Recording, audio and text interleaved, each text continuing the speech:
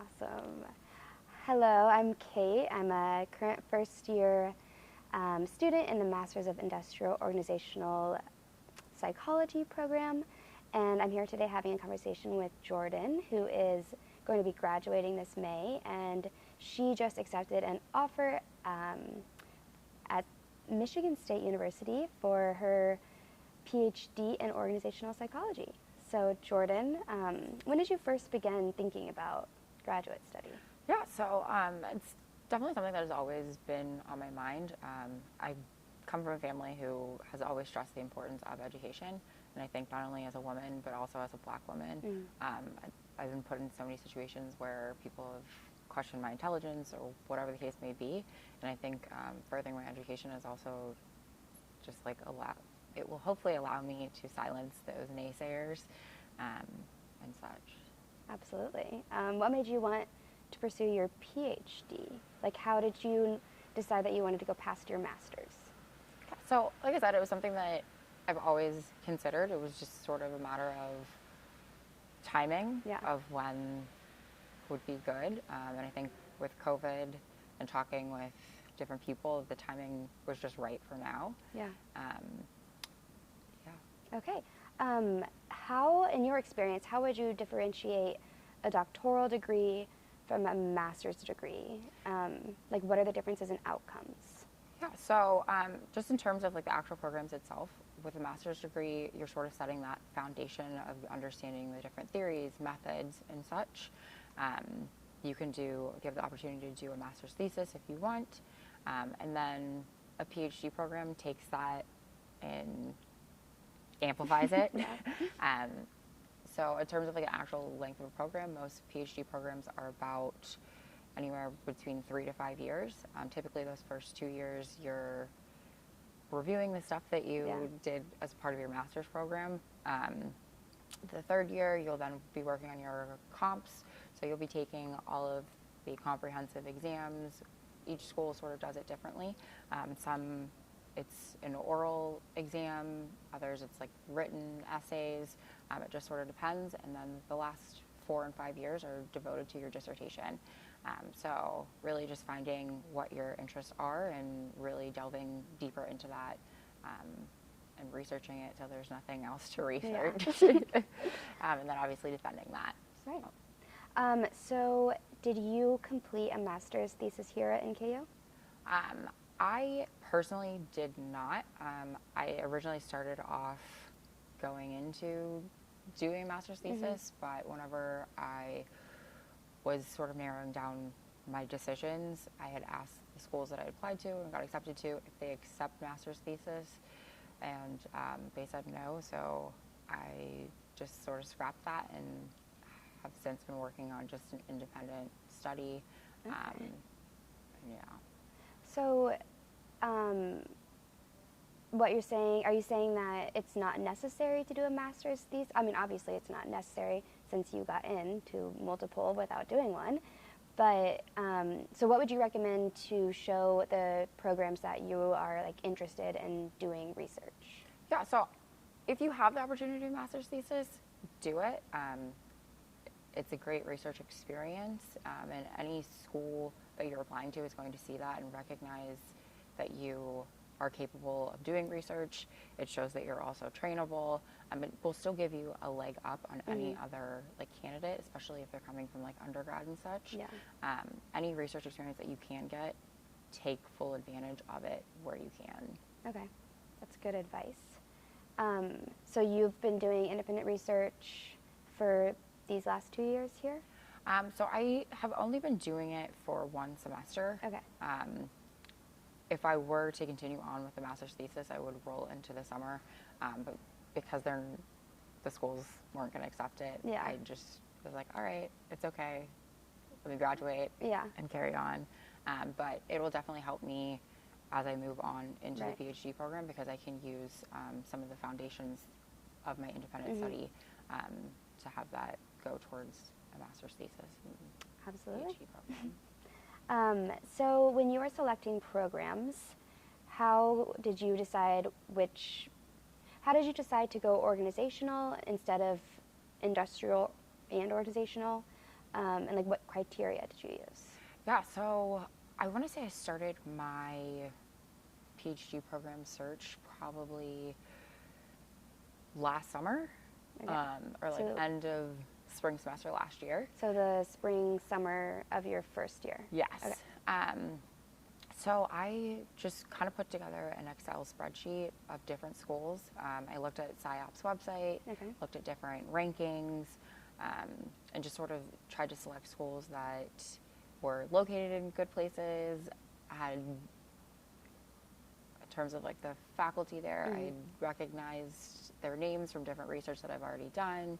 Right. I also wrote down like if they were test optional or not, what the other like admission criteria is, such as if they require any written examples of like the writing. So it was, I probably had 30 Yeah. on there, and as time progressed, I was able to cross off different schools. Yeah. So what made you cross off a school? So I definitely talked with Dr. Moberg and Dr. Bryant Lees. They had advised me to remove some schools, Okay. as well as some of the programs weren't accepting students. So that's one thing to definitely look into. Some of your schools don't accept students, and just kind of have to Good to know. have to keep your eye on their websites, pretty, not frequently, but semi often. Right. And yeah, I also, some of the research interests when I delved into it just didn't really align, or there wasn't anyone that was doing diversity research like what I'm interested in, so I crossed it off the list. Yeah.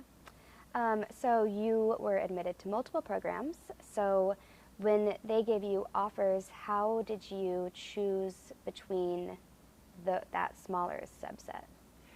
Yeah, so that was definitely a challenge. So I mean, it could be like even like the city that they're in, yeah, so in terms of the schools that I did actually apply to, so I did not apply to all 30 of those schools. I narrowed it down to, I only ended up applying to 5. Okay.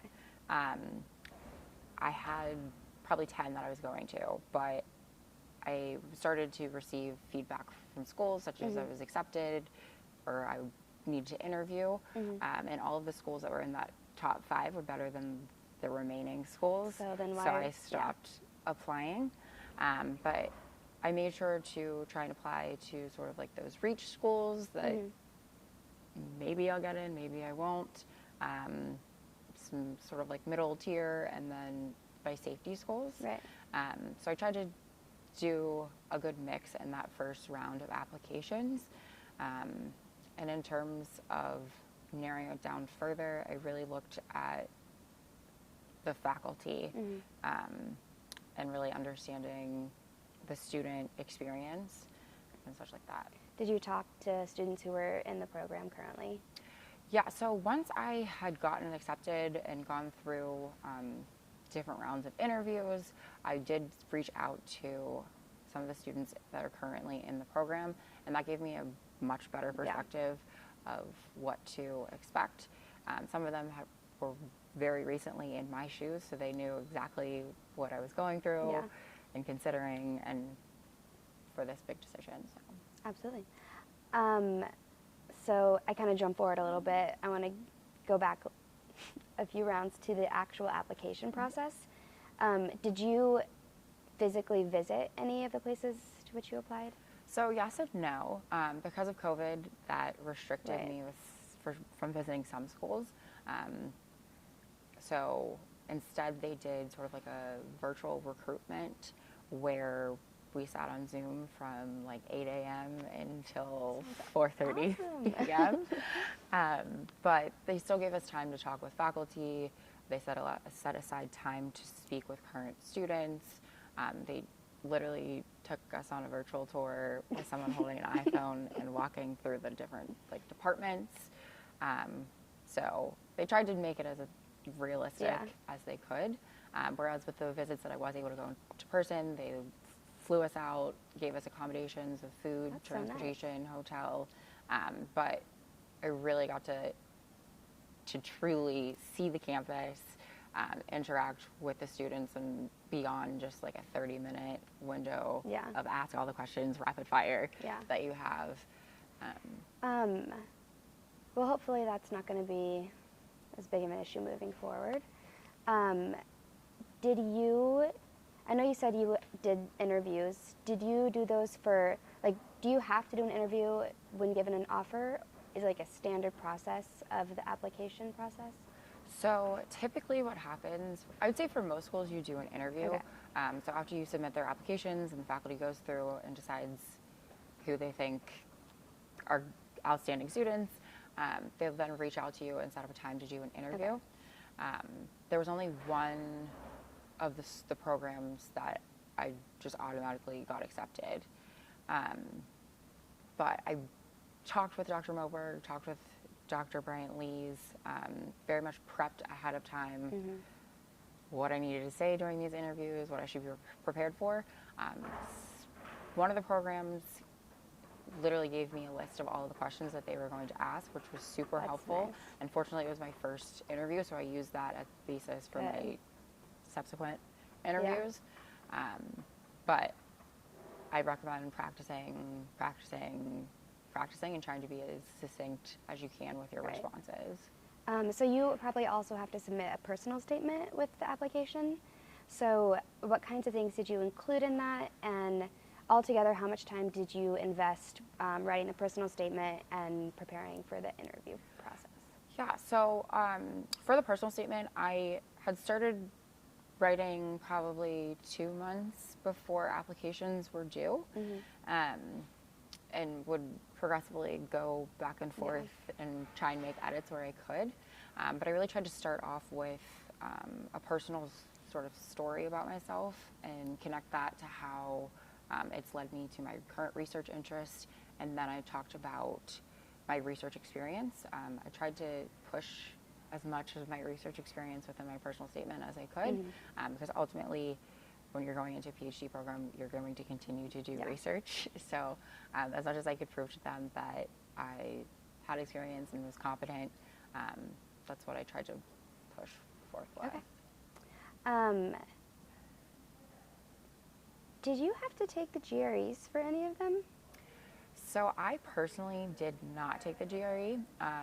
With COVID and just with the times, a lot of schools have switched to test optional. So I tried to take advantage of that where I could. For me personally, I am not a standardized test taker. No one I do not do well.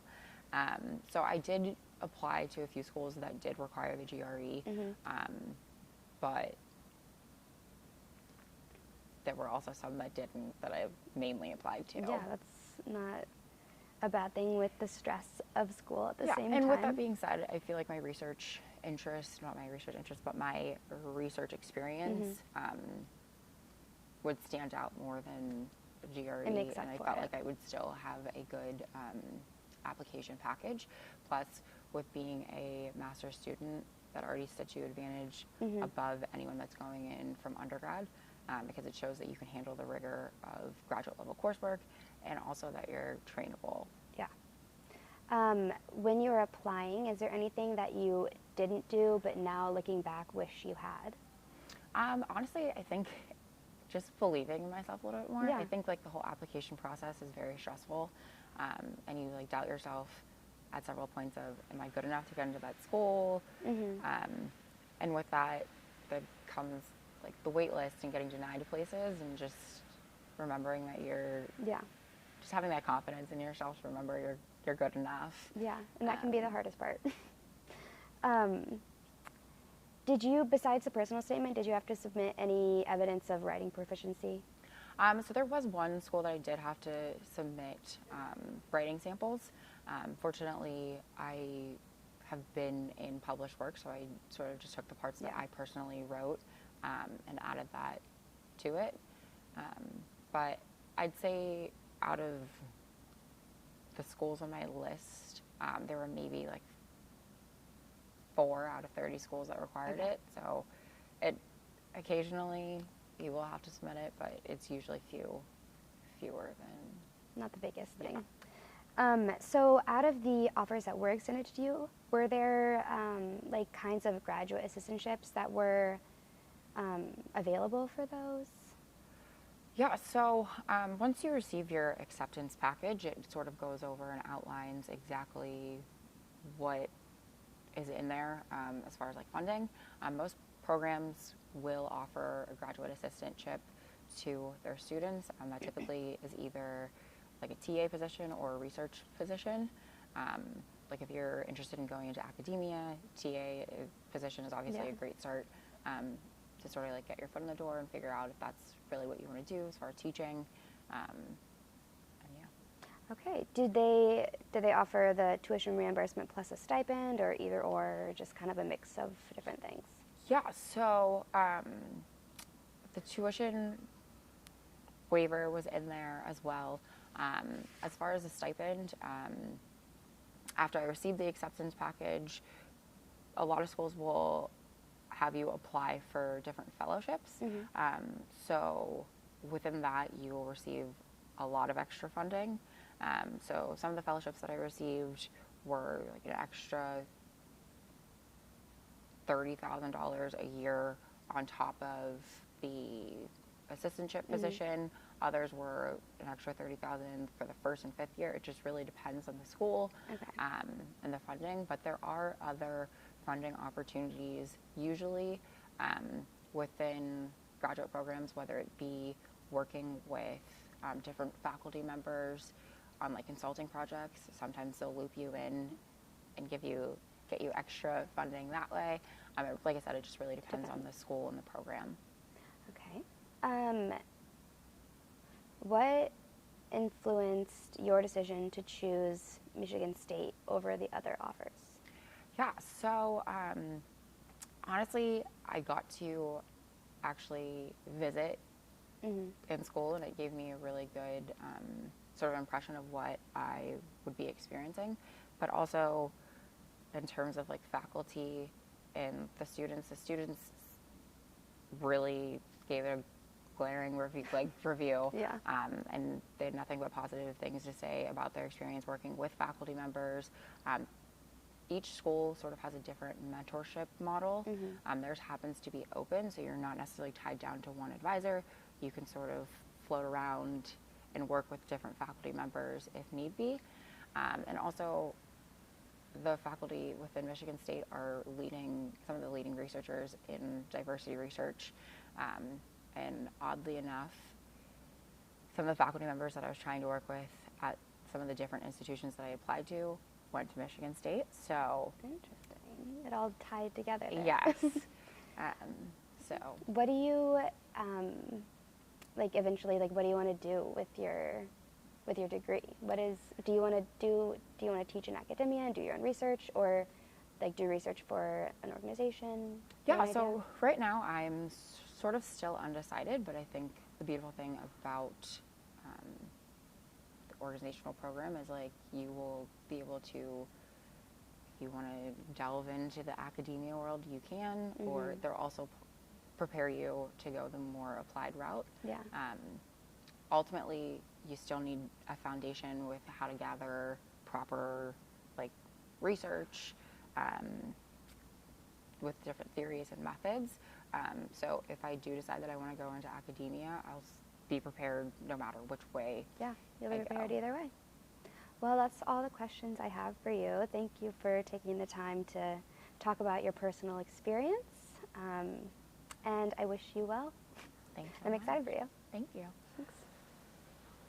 We're good there. We're done.